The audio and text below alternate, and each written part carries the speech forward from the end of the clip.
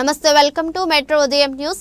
రంగారెడ్డి జిల్లా ఇబ్రహీంపట్నం నియోజకవర్గం అబ్దుల్లాపూర్మేట్ మండలంలోని లష్కర్గూడ గ్రామంలో ప్రజాపాలన గ్రామ సభ నిర్వహించారు.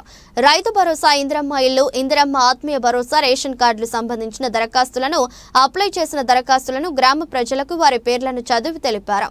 అనంతరం రాని అప్లికేషన్ దరఖాస్తులు చేయని వారికి మరొక అవకాశం ఇచ్చారని, కూడా అప్లై చేయాలని చేసుకోవచ్చని గ్రామ పంచాయతీ సెక్రటరీ భవిత తెలిపారు. కార్యక్రమంలో గ్రామ panchayat special officer MRO Sudarshan Reddy, గ్రామ పంచాయతీ సెక్రటరీ బి భవిత, ఉపాధి హామీ field assistant Siddhagoni Jangamayya Goud, technical assistant Padma, panchayat bill collector Uppuramulu, మాజీ ప్రజా ప్రతినిధులు, గ్రామ ప్రజలు, గ్రామ పంచాయతీ సిబ్బంది తదితరులు పాల్గొన్నారు.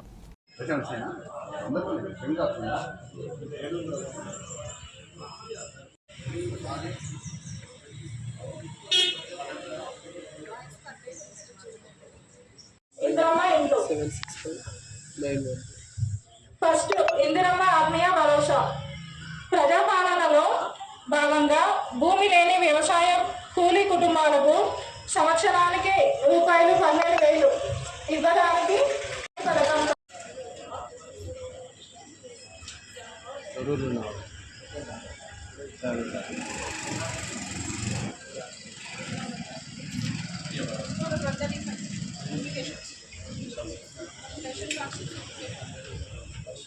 వారి అభిప్రాయాలను సేకరించడానికి ఈ గ్రామ సభ ఏర్పాటు చేయడం జరిగింది. మీరు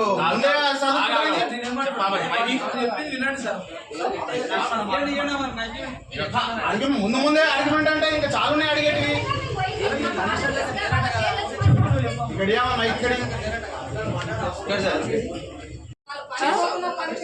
పని పేర్లు అసలు పని రాని వాళ్ళు ఎందుకు వస్తున్నాయి పేర్లు అంటే నాకు తెలియదని మాట్లాడారు. మాకు ఎంత బాధ అనిపిస్తుంది. నేను ఇంట్లో పని బట్టలు కుట్టుకుంటా కూడా నేను పనికి పోయి వచ్చి బట్టలు కుట్టుకున్నా కరు పనికి. ఇలాంటివి ఏమన్నా వస్తాయని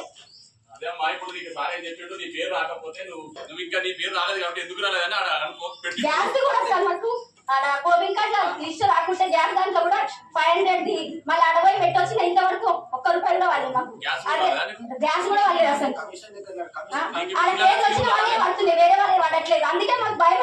మళ్ళీ ఇప్పుడు వచ్చినాయి వాళ్ళే వస్తాయి, తర్వాత పెట్టింది వస్తుందో రాదని డౌట్ ఉంటుంది కదా మాకు. అందరికి లేని వాళ్ళు మాకు ఎంత బాధ అనిపిస్తుంది. వాళ్ళ ఇంట్లో కూర్చున్న వాళ్ళకి పేరు వచ్చినాయి. ఇప్పుడు నాకు బాధ అనిపించదా? నేను కూడా వితంతు ఇన్ని సంవత్సరాలు 30 ఏళ్ళ సంది ఊర్లో ఉంటున్నా. ఇంట్లో ఇచ్చిన వాళ్ళకి ఎట్లా వస్తుంది? అన్నిటికీ అన్నున్నాయి, వాళ్ళకు ఇల్లున్నాయి, అన్నున్నాయి, భూములు ఉన్నాయి. భూములు ఉన్న ఎట్లా వస్తాయి? వాళ్ళ పేరు మీద భూమి లేదని నన్ను మాట్లాడింది.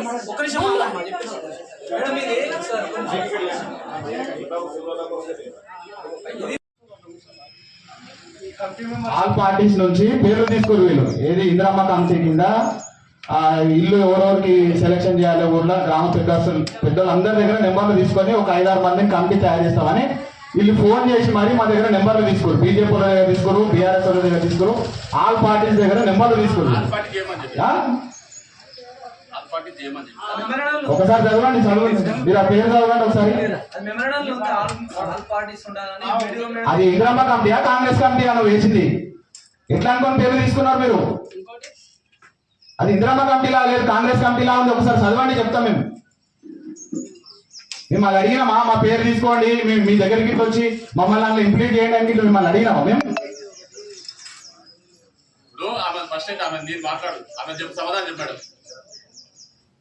మేడం చెప్పాలి సమాధానం ఏందో. మీరు ఆయన ఇద్దరు కలిసి చెప్పాలి ఏందో. వచ్చిన వాళ్ళు ఎవరు, రానోళ్ళు సార్. ఎంఆర్ఓ గారు సార్, ఎంఆర్ఓ గారు జెన్యున్ గా చేయమని అంటున్నాం సార్. మేము మా జెన్యున్ గా చేయమని అంటున్నాము. నువ్వు ఆమె చెప్పు, ఏం చెప్పాను చెప్పు. ఆమె ఇంట్లో కుటుంబంలోకి వచ్చిందట సార్. ఆమె చెప్పింది ఆమె దాని మీద అడుగుదాం. 2024 ఏప్రిల్ నుంచి 2023 ఏప్రిల్ నుంచి 2024 మార్చి 31 వరకు ఒక సంవత్సరంగా తీసుకోవడం జరుగుతుంది. ఆ సంవత్సరంలో మనకు కనీసం 20 రోజులు పనిచేసిన దినాలు 10 రోజులు ఎవరైతే చేసిరో వాళ్ళ లిస్టు తీసుకోవడం జరిగింది. అది కూడా మనకు పై నుంచి వచ్చినటువంటి లిస్టు.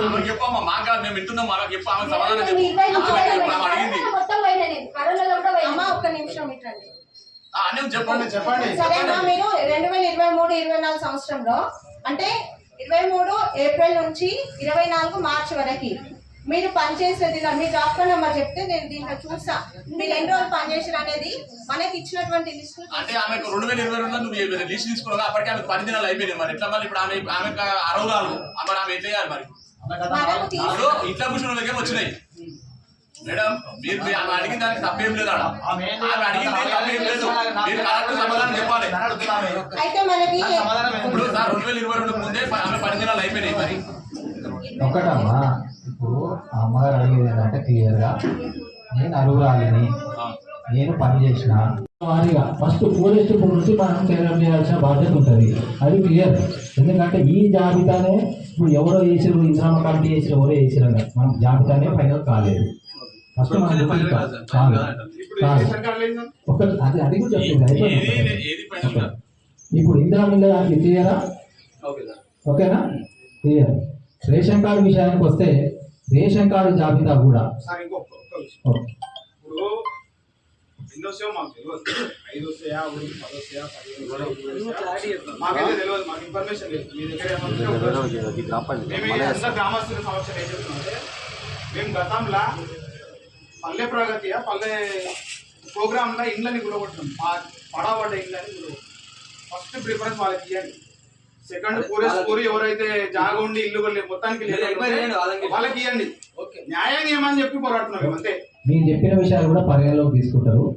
ఏదైతే కమిటీ నిర్ణయం తీసుకో అది కూడా పరిగణలోకి తీసుకొని నిర్ణయం తీసుకోవడం జరుగుతుంది.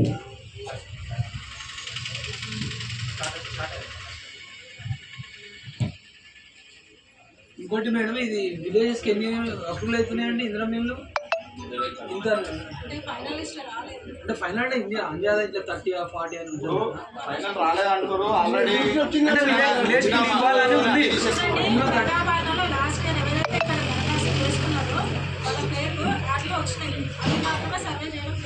విలేజ్ మొత్తం ప్రతి ఒక్కరు చేస్తారు. విలేజ్ ప్రజాపాలన ఇలా అయితే క్లియర్ కదా? అదే సార్ కొంచెం ఇందులో మీరు మీరు అన్నారు కదా, ఇప్పుడు 10 రాని 15 రాని ఫస్ట్ ప్రియారిటీ వచ్చేసి మీరు నిజంగానే వచ్చి మామూలుగా పోయి పొజిషన్ పోయి వెరిఫై చేసి ఒకటి దశల వారీగా అందరికీ ఇల్లు ఇచ్చే ఉద్దేశం ప్రభుత్వ ఉద్దేశం.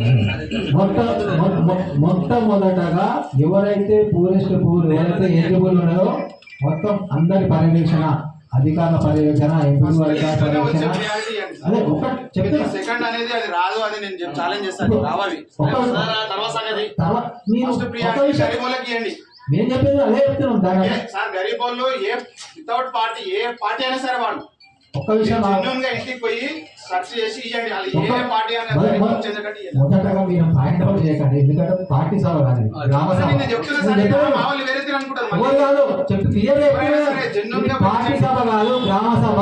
గ్రామంలో అంటే అందరూ గ్రామ ప్రజలు, గ్రామం అంతా ఒకటే. నేను ఒక కన్ఫ్యూజన్ ఇస్తున్నా సార్. నేను ఏమంటున్నా, పార్టీలకు ఖచ్చితంగా గరీబ్ వాళ్ళు ఎవరైతే ఉంటారో వాళ్ళకే సెలక్షన్ చేయడం జరుగుతుంది, వాళ్ళకే ఇవ్వడం జరుగుతుంది. దాంట్లో అపోహలు ఎవరికి అవసరం లేదు. రాని వాళ్ళు ఎవరంటే కూడా మనం కౌంటర్ పెట్టాం, దరఖాస్తు తీసుకోండి. ఇప్పుడు ఇంకా సెకండ్ మూడో విషయానికి వస్తే రేషన్ కార్డ్స్. మీ సేవ ద్వారా వచ్చిన 59 మొత్తం కలిసి 359 లిస్ట్ ఉంది మన దగ్గర. మొత్తం అప్లై చేసుకున్న వాళ్ళ జాబితా మన దగ్గర ఉంది. ఇంకా ఈ జాబితాలో మిస్ అయిన వాళ్ళు ఇక్కడ జాబితా ఉంది, సెక్రటరీ దగ్గర ఉంది, కౌంటర్ ఉంది. ఈ జాబితా మిస్ అయిన వాళ్ళు ఉంటే కూడా ఈ రోజు మీరు దరఖాస్తు చేసుకోవాలి. సెలక్షన్ కాదు, మళ్ళీ సెలక్షన్ అనే మాట కాదు. ఒక్క విషయం, ఒక్క విషయం, ఒక్కరికి రేషన్ కార్డు నిన్న మొన్న ఎవరికి చేయలేదు. ఒక్క విషయం, రేషన్ కార్డు కొత్త ఎవరికి చేయలేదు.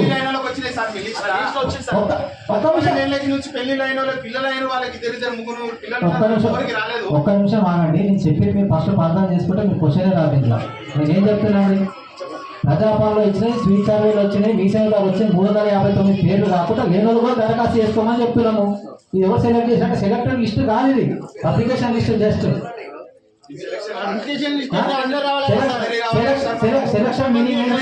సెలక్షన్ మీనింగ్ ఏంటి చెప్పండి మీరు. సెలక్షన్ మీనింగ్ అంటే వీళ్ళే అర్హులు అని చెప్తున్నాం మేము అని నువ్వు అంటున్నావు. అది చాలా మంది ఉన్నారు సార్, జెన్యూన్ గా ఉండేటోళ్ళు మేము తీసుకొని యాడ్ చేస్తామని చెప్తున్నాము. యాడ్ చేస్తామంటే కూడా క్వశ్చన్ చేస్తారు ఎందుకు? 10-12 ఏళ్ళు అవుతుంది సార్ పెళ్లిలో, వాళ్ళకి రాలేదని ఒక్క నిమిషం ఆగు. 10-12 ఏళ్ళు కాదు, 2 ఏళ్ళు కాదు, కొత్త పెళ్లి అయిన వాళ్ళకి ఇస్తాం, 10-12 ఏళ్ళు అయిన వాళ్ళకి ఇస్తాం, అందరికి అర్హులకు అందరికి ఇస్తామని చెప్తున్నాం. ఏం రాలేదు అట్లా. కాకపోతే ఇప్పుడు చేసుకో. ఇంకా రావవి రాసుకోరు మీరు. నువ్వు decide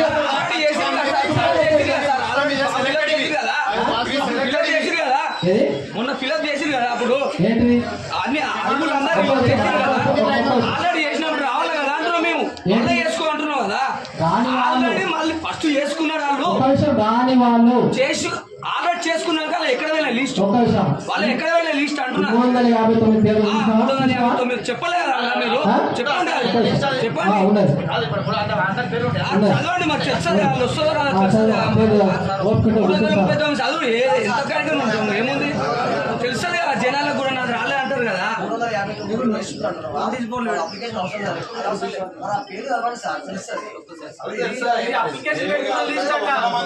application already next time వస్తా అనుకుంటాం కదా.